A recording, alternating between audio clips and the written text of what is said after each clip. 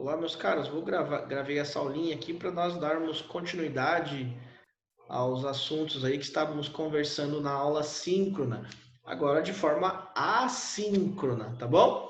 Então vamos compartilhar um slide com você, que foi justamente o slide que eu havia parado ali na última aula, né? Então vamos lá resolver o exercício.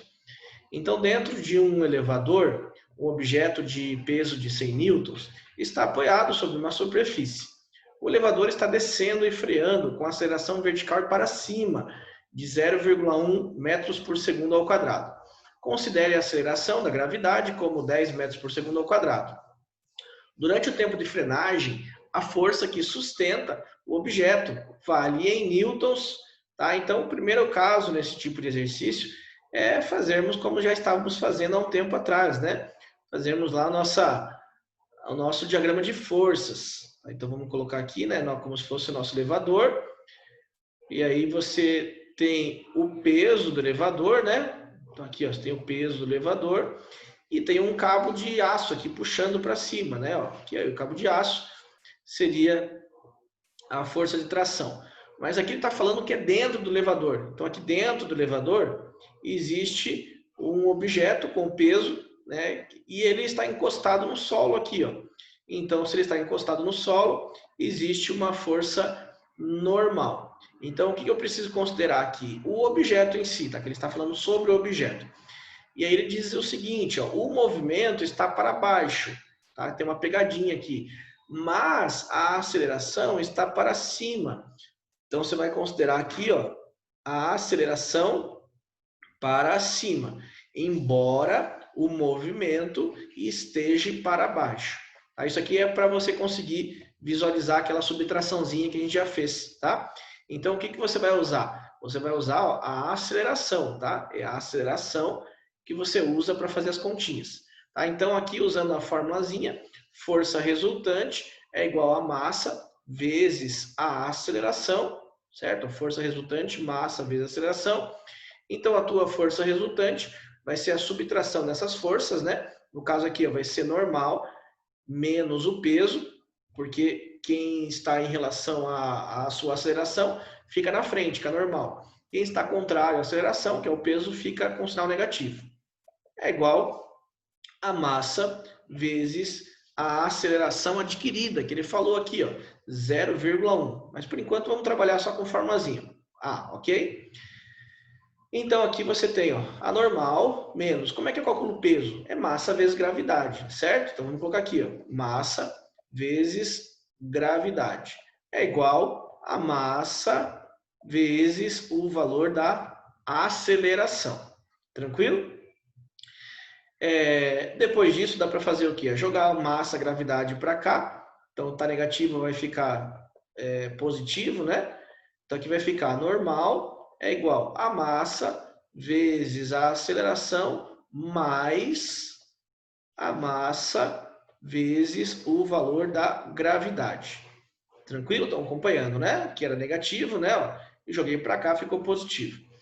Então, aqui dá para colocar a massa em evidência, né?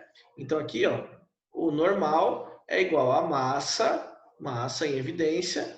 Aí você coloca o A, que é a aceleração, mais o valor da gravidade. E aí você substituiria, né? Então, aqui embaixo ó, vai aparecer para você justamente essas relações que eu fiz. Ó. Força, massa, aceleração, N menos P igual a M vezes A, né? O que eu fiz aqui. Aí depois fica normal, massa, aceleração vezes gravidade. Aí simplesmente faz uma substituição aqui, ó, certo? Então, quanto que vale a massa? Bom, a massa, você tem um objeto de peso aqui, ó. O peso dele é 100 newtons. E aí você sabe que o peso é igual a massa vezes o valor da gravidade, certo? Então, se o peso é 100, a massa, eu não sei, né? Não tenho nem ideia quanto vale a massa, porque ele não falou no enunciado, vezes a gravidade, que ele falou aqui, ó. A gravidade, né? 10 metros por segundo ao quadrado. Eu coloco 10. Então, a tua massa, né, calculada aqui, vai ficar 100 dividido por 10, ou seja, 10 quilogramas. E é esse valor que eu coloquei aqui embaixo, né? Ó. massa 10. Então, a normal vai ficar 10. Quanto vale a aceleração? Ele disse aqui, ó, a aceleração para cima, 0,1 metro por segundo ao quadrado. Então, coloquei aqui, ó, 0,1. Mais a gravidade, que o enunciado me falou, né? Também, ó, voltando aqui, ó, gravidade, 10 metros por segundo ao quadrado. Eu coloco aqui a gravidade. Certo?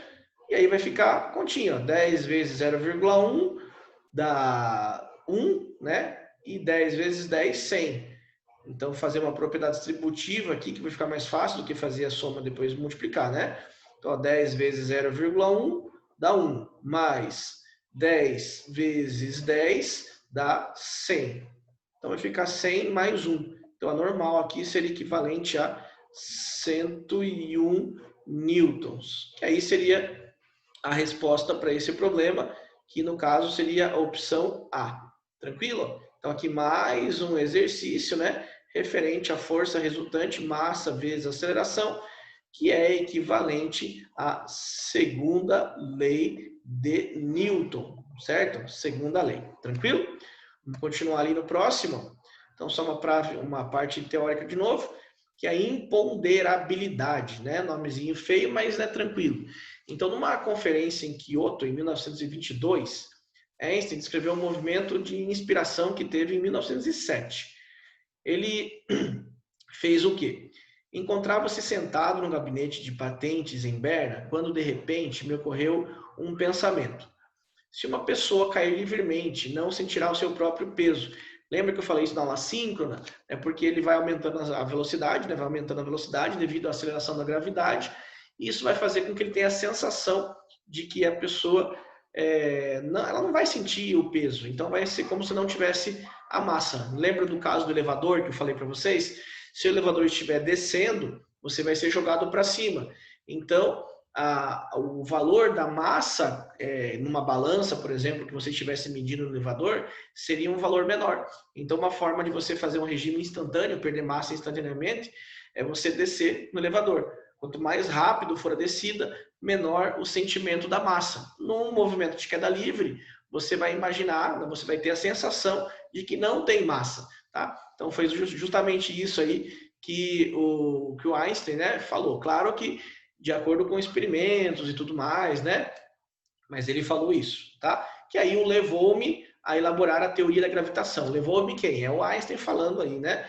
Ele levou a ele elaborar a teoria da gravitação, que nada mais é aquela formulazinha que eu comentei na aula 5, né? F igual a G maiúsculo, né, que é uma constante relacionado à atração de corpos, vezes o K1, K2 sobre o R ao quadrado, né? Que depois Kepler e tudo mais, também Kepler utilizou bastante, tá bom?